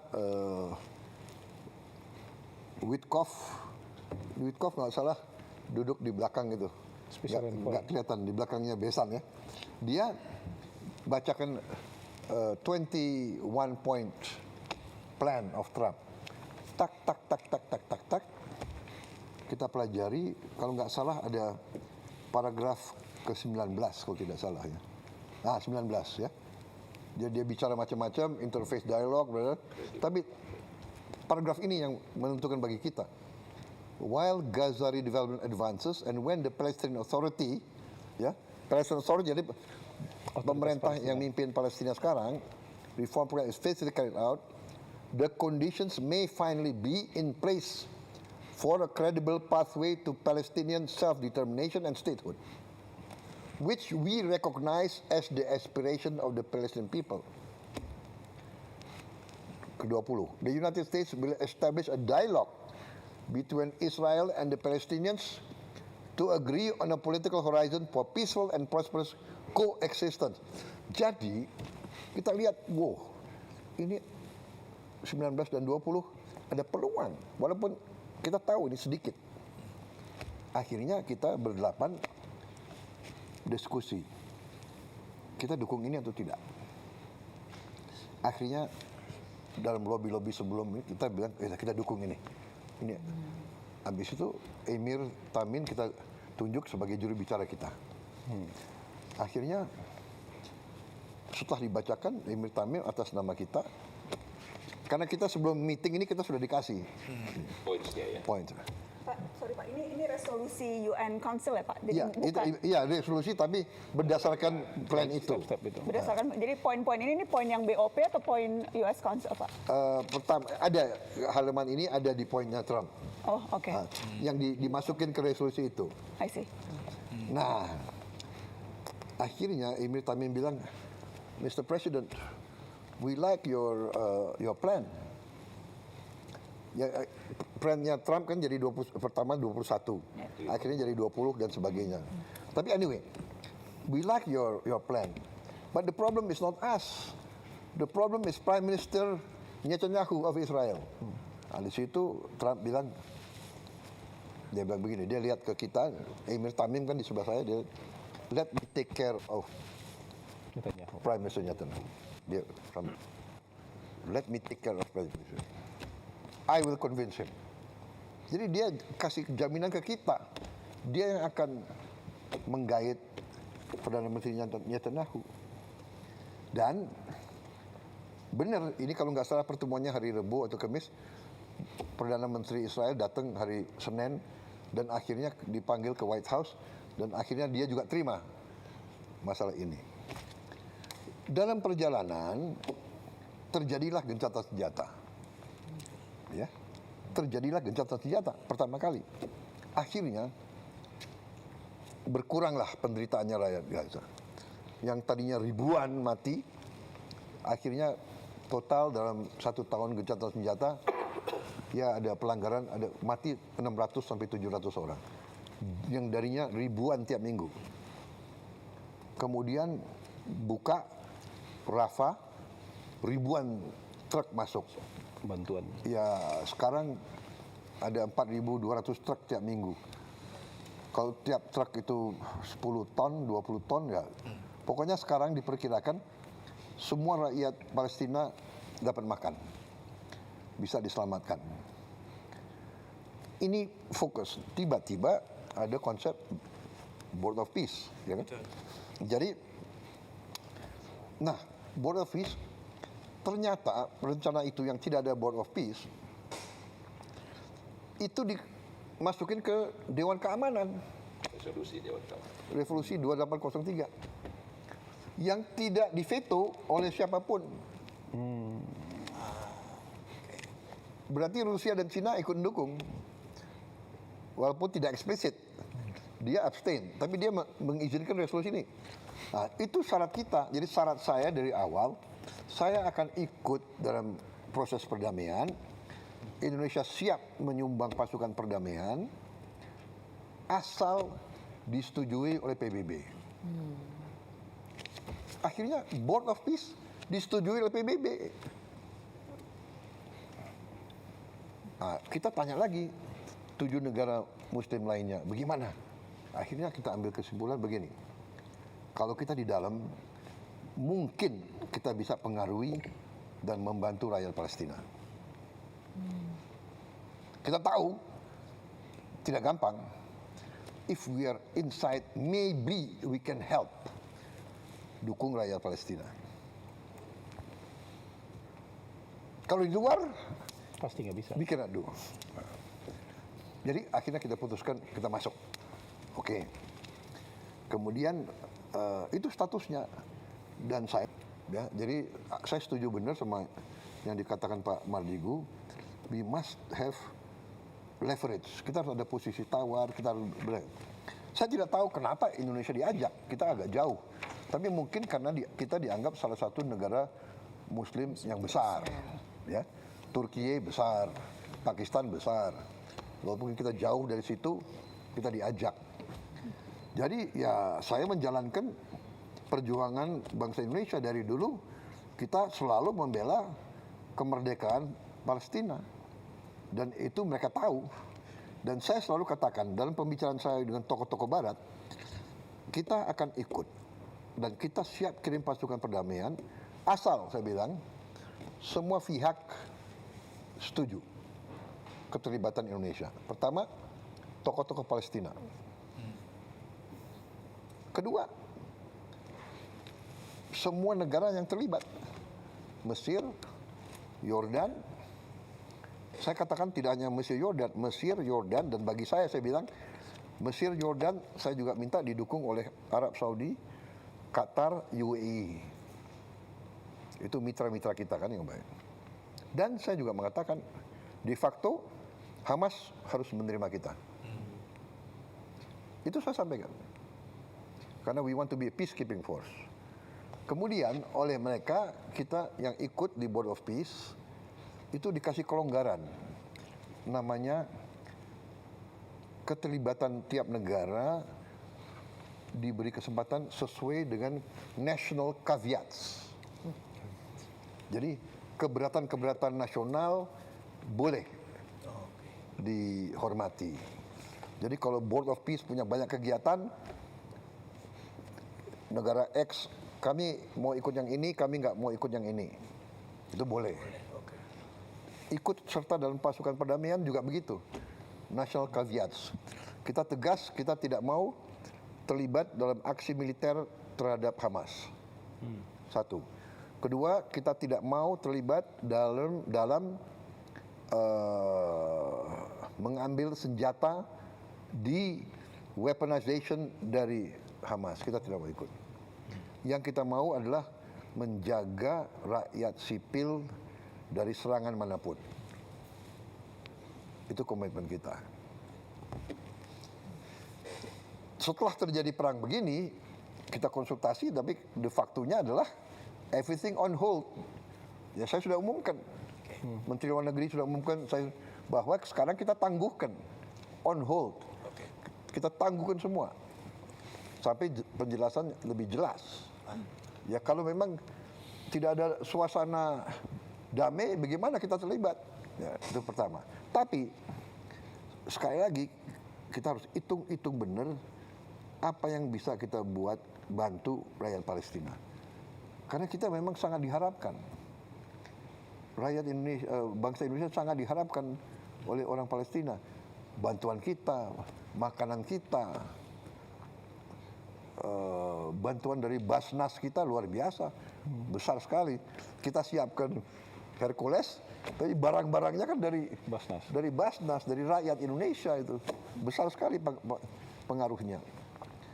Jadi situasi itu, Pak Mardigu. Jadi kita lihat, tapi ya akhirnya sekarang kita harus bertindak dengan sangat hati-hati. Jadi di hold dulu Pak ya?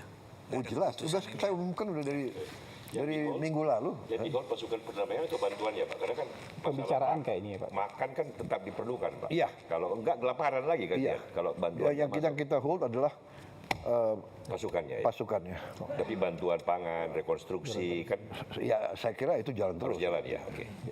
Ketika Bapak bilang akan ada indikator yang Bapak gunakan untuk memutuskan apakah masih bermanfaat atau tidak posisi kita di dalam BOP, Pak. Iya. Apakah perang yang dimulai oleh Israel dan Amerika ini tidak bisa jadi indikator untuk kemudian memutuskan ya memang Board of Peace tidak lagi sesuai namanya karena bahkan justru memulai peperangan. Apakah itu indikator yang tidak cukup kuat untuk membuat Bapak memilih Iya, keluar? itu salah satu indikator yang sangat kuat. Tapi sekali lagi kan kita masih sinkronisasi dengan beberapa mitra-mitra kita di situ.